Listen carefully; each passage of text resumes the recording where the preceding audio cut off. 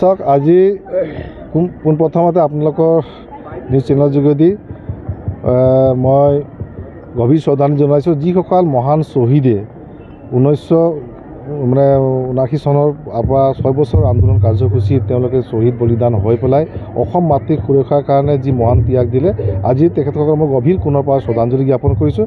আজি অসম চৰকাৰে কেন্দ্ৰীয়ভাৱে গুৱাহাটীত আয়োজন কৰাৰ লগতে সমগ্ৰ অসমৰ আটাইকেইটা জিলা বা সমজিলাত এনেধৰণে মানে চৰকাৰীভাৱে দল সংগঠন ৰাইজৰ সহযোগত শ্বহীদ দিৱস আয়োজন কৰিছে।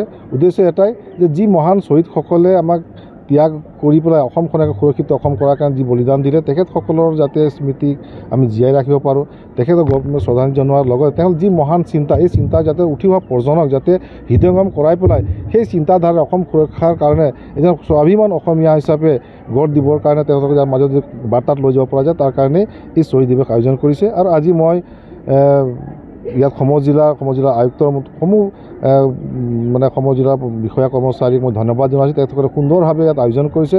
ইয়াত বিভিন্ন দল সংগঠনৰ নেতাকৰ্মীৰ লগতে বিভিন্ন স্কুলৰ কলেজৰ ছাত্ৰ ছাত্ৰীসকলে ইয়াতে অংশগ্ৰহণ কৰিছে।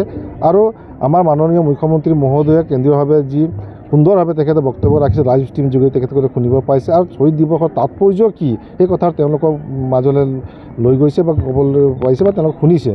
গতিকে আমাৰ বিহালীতো যদিও আমাৰ অসম আন্দোলনৰ শ্বহীদ নাই কিন্তু বহুতো নিৰ্যাতিত ব্যক্তি আছে, যেনেকৈ আমাৰ প্ৰেম মহন্ত ডাঙৰীয়া আমাৰ হাতীগাঁৱতে আছে, তেওঁলোক গুলিবিদ্ধ এতিয়াও আছে। তেনেকৈ বহুত আমাৰ বিহালী সমষ্টিতো তেনেকৈ নিৰ্যাতিত ব্যক্তি আছে যদিও আমাৰ শ্বহীদ হোৱা নাই। আৰু আমাৰ জিলাখনৰ বিশ্বনাথ জিলাখন 81গৰাকী আমাৰ শ্বহীদ আছে। গতিকে 81জনৰ লগতে আমাৰ যি 860গৰাকী শ্বহীদ হ'ল তেখেতসকলৰ মানে যি চিন্তাধাৰাক এই চিন্তাধাৰাক আৰু আজি আমি সোঁৱৰিব লাগিবই। আৰু অসম চৰকাৰে যি আমাৰ মানে অসম চুক্তি হৈছিল সেইখিনি বৰ্তমান চৰকাৰখনে চেষ্টা কৰিছে সেই চুক্তিখিনি ৰূপায়ণ কৰাৰ কাৰণে 2এটা দফা বৰ্তমান আগবাঢ়িছে। আৰু আজি আপোনালোকে দেখিছে যে আজি গুৱাহাটীত তেখেতসকলৰ স্মৃতি জীয়াই ৰখাৰ কাৰণে এখন স্মৃতি ন্যাস সুন্দৰভাৱে আটক ধুনীয়াকৈ তাত মানে সুসজ্জিতকৈ নিৰ্মাণ কৰিছে আৰু আজি মুকলি কৰিছে। তাত প্ৰতিগৰাকী শ্বহীদৰে মানে এখন মূৰ্তি তাত স্থাপিত কৰিছে আৰু বিভিন্ন ধৰণৰ তাত ব্যৱস্থা কৰিছে। তাত গ'লে হয়তো ময়ো আজিলৈকে যোৱা নাই, শুভাৰম্ভ হৈছে, পবিত্ৰখন যাম দেখিয়ে পাম।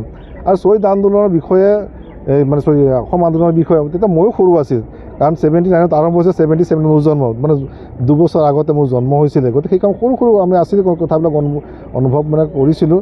কিন্তু বৰ্তমান আমাৰ এটাই মই আহ্বান জনাওঁ আজি বিহাৰীবাসীক হৈ অসমবাসী ৰাইজক যে যি মহান শ্বহীদৰ সকলে যি ত্যাগ দিলে কি উদ্দেশ্যৰে তেওঁলোকে কি চিন্তাধাৰাৰে কৰিছে যে অসমখন সুৰক্ষাৰ কাৰণে অসমৰ পৰা বিদেশী বহিষ্কাৰ বিতৰণৰ কাৰণে হওক বা ক্ষুদ্ৰ ভোটৰ তালিকা হওক বা ভোটৰ তালিকা যাতে সন্দেহজনক ব্যক্তিৰ নাম অন্তৰ্ভুক্ত নহওক সেই কথাবিলাক আমি এটা হৃদয়ঙ্গম কৰিব লাগে।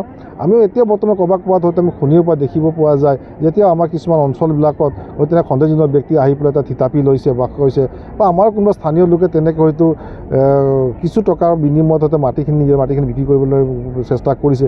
সেইবিলাক আমি সকলোৱে এজন জাগৃতি প্ৰহৰী হিচাপে আমি এজন অসমীয়া হিচাপে আমি এইখিনি চকু ৰাখিব লাগে, তেতিয়াহে অসমখন সুৰক্ষিত মানে হৈ থাকিব।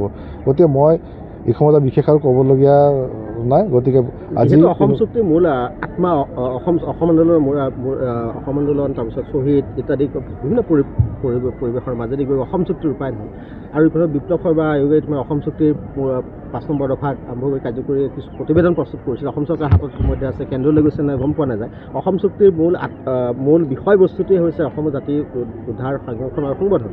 অসম চুক্তিৰ যিহেতু ৰূপায়ণ হোৱা নাই বৰ্তমান 40 বছৰ অধিক হ'ল, এই সন্দৰ্ভত আপোনাৰ মই 40 বছৰে কি কৰিলে কাৰ চৰকাৰ আছিলে আপোনালোকে জানে, মই এইখিনি বেলেগক সমালোচনা কৰিব নাযাওঁ, কাৰণ বেলেগে কি নকৰিলে মই নাজানো। আমাৰ চৰকাৰখনে চেষ্টা কৰিছে আৰু বিপ্লৱ শৰ্মাৰ যি প্ৰতিবেদন ইতিমধ্যে আপোনালোকে দেখিছে যোৱা বিধানসভাত এটা আহিছে, বিধানসভাত সেই প্ৰতিবেদন আমি পাছ কৰিছোঁ আৰু এইটো কেন্দ্ৰ চৰকাৰলৈ ইতিমধ্যে প্ৰেৰণ কৰা হৈছে। কেন্দ্ৰ চৰকাৰত যেতিয়া স্বাক্ষৰি হেৰি হ'ব তাৰপিছত নিশ্চয় হ'ব। আমি তেনেকৈ চেষ্টা কৰা হৈছে। বিজেপিয়ে অসম চুক্তিৰ 5 নম্বৰ দফা বিপ্লৱ শৰ্মা আয়োগৰ এই দফা কাৰ্যকৰী প্ৰতিটো এটা কৰি আপোনাৰ কাৰ্যকৰী কৰিবনে 2026 চন কিন্তু সন্মুখত পালে? চাওক মই কৈছোঁ এইটো আপোনালোকে প্ৰতিবেদনখন আপোনালোকে পঢ়িব, কাৰণ বহুত দীঘলীয়া এটা প্ৰতিবেদন, সেইটো ধৰক এই 1 মিনিট 2 মিনিটে কোৱা কথা নহয়। আপোনাৰ প্ৰতিবেদনখন ল'ব আৰু তাত গোটেইখিনি কথা আমাৰ বিধানসভাৰ মজিয়াত উত্থাপিত কৰিছে, মাননীয় মুখ্যমন্ত্ৰী পুংখানুপুংখভাৱে উত্থাপিত কৰিছে আৰু সেইখিনি কথা আমি এইখিনি বিধানসভাত পাছ কৰিছোঁ। পাছ কৰাৰ পিছতে আমি কেন্দ্ৰলৈ প্ৰেৰণ কৰিছোঁ। অকল এইটোৱে বুলি নহয়, কেইবাটা কথা মাটিৰ সুৰক্ষাৰ কথাৰ ক্ষেত্ৰতো হৈছে, যাতে কোনো ধৰণৰ আমাৰ অঞ্চলবিলাকত যাতে মাটি মানে সন্দেহজনক ব্যক্তি কিনিব নোৱাৰে। 3টা জেনেৰেশ্যন তাৰ প্ৰমাণ দিব লাগিব যাতে মাটি কিনিব, তেনেধৰণৰ কথা। যেনে আগত যিখিনি চুক্তি আছে সেইখিনিতো কৰিবই লাগিব, আৰু বৰ্তমান যিটো পৰিস্থিতি আছে এইখিনি বাচি থকাখিনি কেনেকৈ আমি সুৰক্ষা কৰিব লাগিব, কেনেকৈ মুকলাই আনিব লাগিব, সেইটো হৈছে মানে বৰ্তমান সময়ত আচল মানে কথা তাৰমানে। সেইকাৰণে আমাৰ সকলোকে মই আহ্বান জনাইছোঁ যে আজি অসম চুক্তি ৰূপায়ণৰ ক্ষেত্ৰত এখন চৰকাৰে চেষ্টা কৰিছে বা কৰি যাব, ইতিমধ্যে আৰম্ভ কৰিছে। 26ৰ আগে হ'ব। চাওক, এইটো আমাৰ অসমৰ যিখিনি কৰিবলগীয়া কাম, আমাৰ অসমৰ যিখিনি আছে সেইখিনি আমি পঠিয়াইছোঁ। বৰ্তমান কেন্দ্ৰত যিহেতু পাৰ্লিয়ামেণ্ট চলি আছে আৰু সেইখিনি তাত ইতিমধ্যে উত্থাপন হৈছে। যেনেকৈ আমাৰ সিদিনাখন আমাৰ এটা বিল পাছ হৈছিলে 6 জনগোষ্ঠীৰ কথাটো, এই কথাটো যেনেকৈ আজি উত্থাপন হৈছে, নিশ্চয় আজি আমাৰ যেতিয়া পাৰ্লিয়ামেণ্ট আমাৰ চলি থাকিব তাত বিল উত্থাপন হ'ব, আৰু তাত নিশ্চয় মই আশাবাদী যে এইখিনি কোনো হয়তো বিৰোধ নকৰে, কাৰণ এইটো অসমৰ জনগণৰ এটা মানে অন্তৰৰ পৰা হেৰি কৰা কথা। গতিকে অসমৰ প্ৰতিটো সাংসদে এই কথাটো ছাপোৰ্ট কৰিব, আৰু মই ভাবোঁ যে কেন্দ্ৰীয় চৰকাৰৰ সদিচ্ছা আছে, কেন্দ্ৰীয় চৰকাৰে এইটো মানে হেৰি কৰিব। ঠিক আছে। যিকোনো খবৰৰ বাবে যোগাযোগ কৰক 7099017330 লগতে 7099017110 নম্বৰত।